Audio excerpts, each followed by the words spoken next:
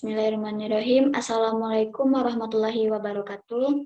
Baiklah, pada kali ini insya Allah kami akan mempresentasikan hasil diskusi kami mengenai laporan analisa kebutuhan kami dari kelompok 2 dari kelas HCIA dengan dosen pengajar Ibu Dalila Yunardi. Kami beranggotakan yang pertama saya sendiri yang Hafifah, Muhammad Rafli Al-Fasya, Yusuf Kurniawan, Muhammad Mufri Al-Farisi, dan yang terakhir Eka Pratwi. Yang pertama mengenai latar belakang akan dijelaskan oleh Muhammad Rafli. Kepada Rafli dipersilahkan. Latar belakang, antrian merupakan suatu keadaan di mana seseorang harus menunggu gilirannya. Untuk mendapatkan pelayanan, antrian disebabkan oleh sekelompok orang yang membutuhkan pelayanan pada waktu bersamaan. Para pasien BPJS Kesehatan yang ingin mengambil surat rujukan untuk berobat ke dokter. Tujuan juga tidak luput dari masalah yang kurang menyenangkan seperti waktu tunggu antrian begitu lama di tempat pengambilan rujukan. Oleh sebab itu, kelompok kami bertujuan untuk menciptakan suatu sistem antrian pengambilan rujukan berbasis online untuk mengatasi permasalahan waktu tunggu antrian biasa yang terlalu lama. Next.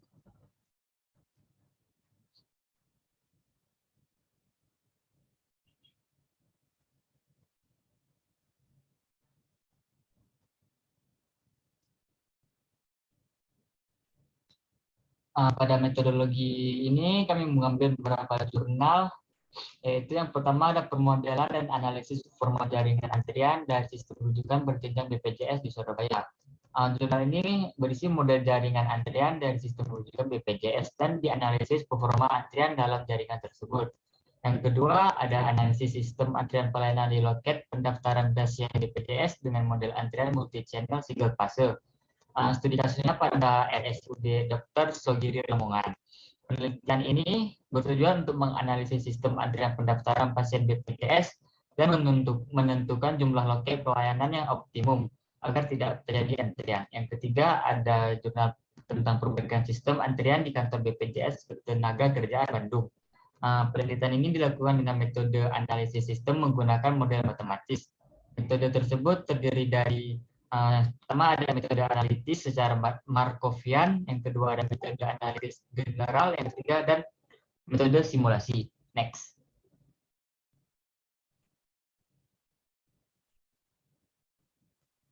Lalu yang keempat ada jurnal berisi tentang analisis sistem antrian pada BPJS Kesehatan Manado. Penelitian ini adalah deskriptif dengan mengambil data kedatangan konsumen melalui pengamatan langsung pada bagian dalam antrian Badan Penyelenggara Jaminan Sosial atau BPJS Manado.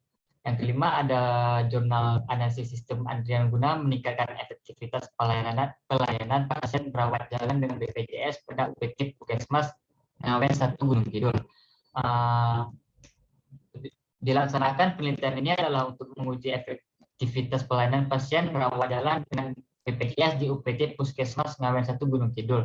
Yang keenam adalah jurnal sistem antrian pada loket BPJS Rumah Sakit Mata SMEC. Penelitian ini dilakukan di Rumah Sakit Mata SMEC sebagai aplikasi dari teori antrian. Tujuan dari penelitian ini adalah untuk mempelajari kinerja sistem antrian pelayanan pasien untuk menciptakan pelayanan yang efektif dan efisien. Next.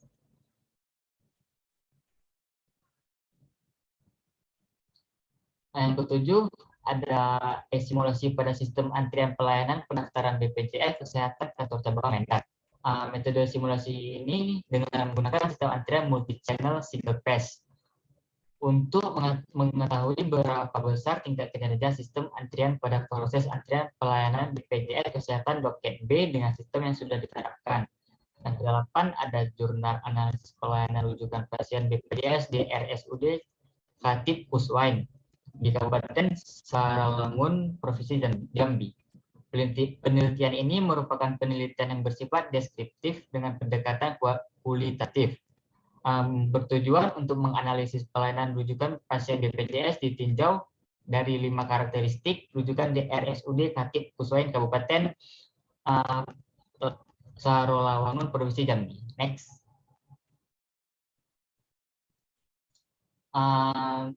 Kelompok kami sudah mencari beberapa aplikasi pada Play Store dan App Store. Yang ditemukan hanya ada satu aplikasi, yaitu aplikasi mobile JKN dari BPJS Kesehatan. Aplikasi mobile JKN itu fiturnya memberikan kemudahan akses untuk pasien berobat. Next.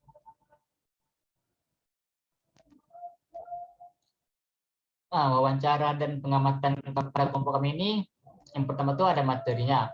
Materi wawancara itu dibentuk dan disusun oleh kelompok kami untuk mengetahui bagaimana pandangan pelanggan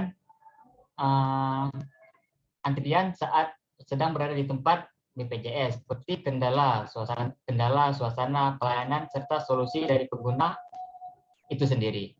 Yang kedua itu ada narasumbernya. Poin pertama itu ada semua narasumber merupakan pasien BPJS Kesehatan yang ingin mengambil rujukan berobat. Poin kedua ada narasumber umumnya kenalan dari tim pewawancara itu sendiri. Poin ketiga, tim melakukan wawancara terhadap narasumber melalui aplikasi online meeting Zoom. Hal ini dikarenakan kondisi yang membatasi jarak dan juga lokasi dari tim serta narasumber yang berbeda-beda. Next. Pada yang ketiga ini ada lokasi pengamatan. Lokasi pertama itu pada Cempaka 5, yang kedua ada di Cempaka 5, tapi di Nesu. Yang ketiga ada Puskesmas Kepulauan Darussalam, yang keempat ada di Jalan Iskandar Lubutar, Kecamatan Gunung Meriah, Dimo, Aceh Singkil, Aceh. Next.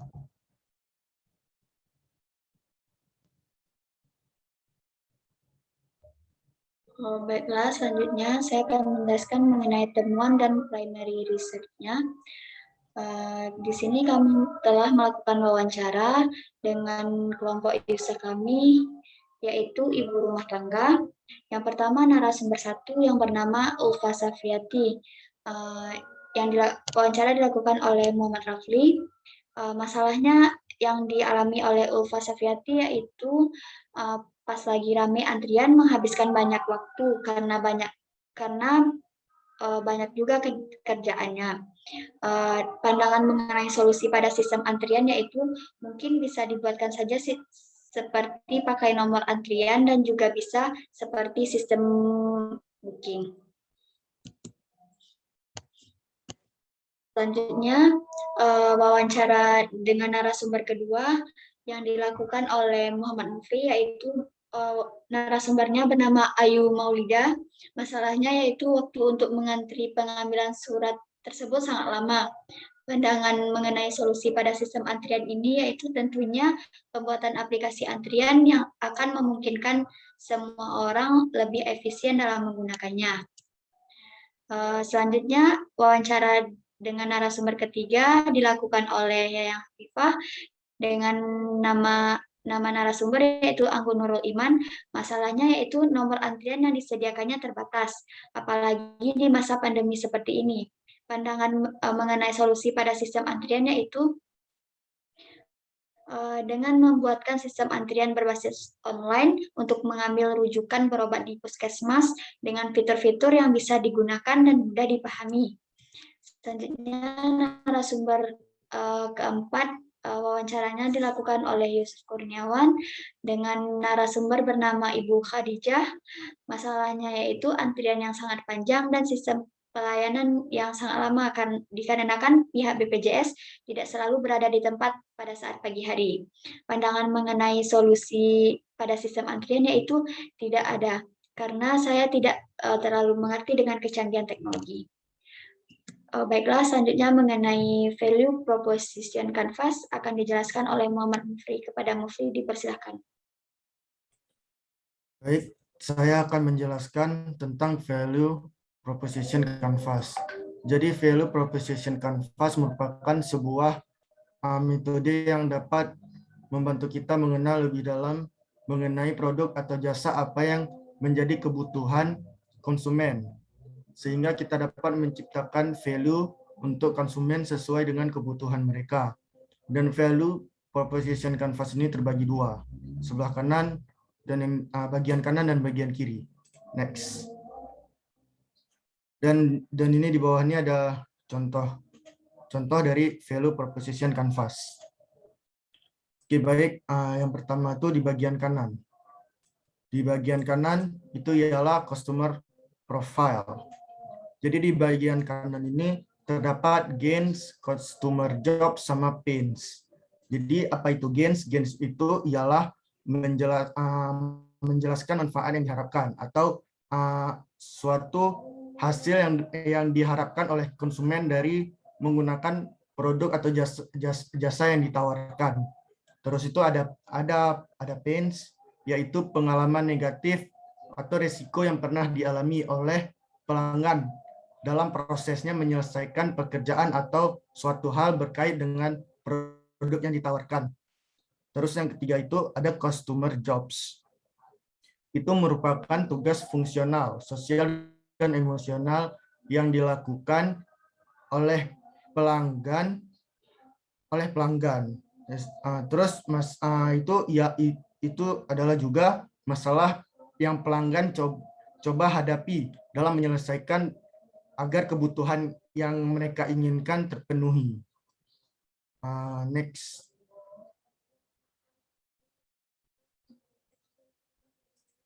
Terus yang di sebelah kiri itu ada value proposition.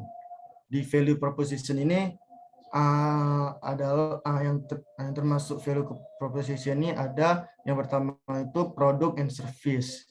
Produk service itu cara kita menjelaskan produk dan jasa yang akan kita tawarkan, yang mana dapat memudahkan pelanggan dalam menyelesaikan tugas fungsional, sosial, dan emosional, yaitu yang di customer job tadi. Terus itu ada gain creators. Gain creators itu ialah bagaimana kita menjelaskan produk dan jasa dapat membuat mereka yang memakai merasa ada manfaat atau diuntungkan. Terus yang terakhir itu ada pain relievers. Jadi pain relievers ini ialah menjelaskan bagaimana produk atau jasa yang kita tawarkan bisa menyelesaikan pengalaman negatif atau resiko yang pernah dialami oleh pelanggan. Sehingga pain relievers harus dapat mengurangi bahkan menghilangkan pains pada customer profile.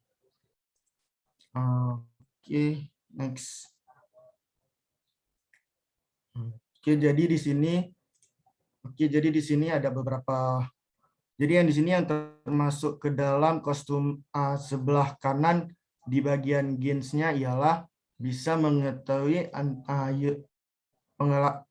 user bisa mengetahui antrian yang sedang berjalan. Terus juga surat rujukan bisa dikirim ke dalam bentuk PDF, terdapat surat rujukan berbasis digital, dan juga bisa mendaftar sehari sebelum mengambil surat rujukan tersebut. Di pains-nya itu ada antrian terlalu ramai, pelayanan yang kurang ramah, tidak terdapat nomor antrian, dan juga tidak diberikan nomor urut. Sedangkan di customer jobs itu bisa mengambil nomor antrian, bisa mencari tempat berobat yang cocok atau sesuai dengan kebutuhan si pemakai. Yang tiga itu ada membuat pemberitahuan urutan. Terus yang keempat itu bisa menampilkan jam operasional setiap puskesmas atau tempat kesehatan lainnya. Dan yang terakhir itu ada mencari tempat berobat yang tidak terlalu jauh dari lokasi user saat itu. Terus yang di bagian kiri itu, yang di bagian value proposition itu, di produk service-nya itu kita ada aplikasi antrian online pengambil rujukan berobat. Terus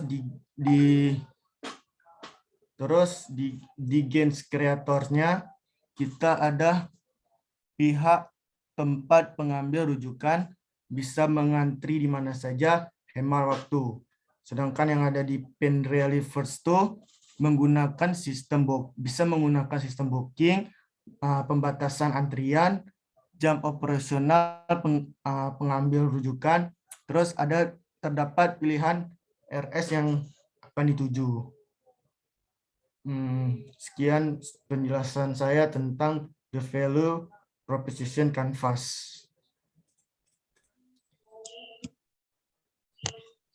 Baiklah, selanjutnya mengenai bisnis model kanvas. Sebelumnya, bisnis model kanvas itu merupakan cara suatu organisasi memberi, menangkap, menghasilkan nilai tambah bagi pelanggannya. Bisnis model kanvas itu juga merupakan suatu bentuk model. Kalau dari VPC tadi digunakan per user, tetapi kalau pada BMC ini per sistem atau per institusi yang menyediakan sistem, merupakan gabungan dari beberapa user, gabungan beberapa produk atau layanan. Jadi di bisnis model kanvas ini terbagi dari bagian sebelah kanan dan bagian sebelah kiri. Bagian sebelah kanan yang termasuk yaitu value proposition, customer relationship, channel, customer segment. Di sini value proposition yang termasuk yaitu terdapat alamat tujuan berobat terdekat, terdapat fitur ambil nomor antrian dengan sistem booking, menampilkan informasi mengenai prosedur pengambilan surat rujukan. Sedangkan di sini ada customer segment atau bisa berkonsultasi dengan dokter, bisa memeriksakan kondisi kesehatan. Selanjutnya channel. Channel itu bagaimana cara untuk mendapatkan solusinya. Yang termasuk channel yaitu website, App Store atau Play Store. Selanjutnya itu customer segment merupakan customer segment yang termasuk customer segment yaitu lansia, ibu rumah tangga, bapak pekerjaan wira swasta, mahasiswa, dan petugas medis. Selanjutnya di sini ada bisnis model kanvas bagian sebelah kiri. Yang termasuk bagian sebelah kiri yaitu key partner, key activities, dan key research. Kalau di sini key partner merupakan siapa-siapa saja yang terlibat. Di sini yaitu petugas medis, operator atau penyedia infrastruktur server. Selanjutnya key activities. Pada key activities merupakan apa saja aktivitas utamanya. Yang termasuk dari key activities yaitu pengembang aplikasi, melakukan design thinking, menghubungkan antara pasien dan pihak puskesmas atau rumah sakit. Dan yang terakhir yaitu key researches. Key research yang termasuk merupakan sumber dayanya yang termasuk key research yaitu perancang aplikasi, infrastruktur server, pihak puskesmas, rumah sakit yang terkait. Di sini sebelumnya ini merupakan bentuk dari bisnis model kanvas kami secara keseluruhan dengan judul aplikasi kami atau aplikasi rujukan online untuk BPJS Kesehatan. Baiklah, sekian hasil presentasi dari kami. Mohon maaf apabila ada kesalahan. Saya akhiri dengan Assalamualaikum warahmatullahi wabarakatuh.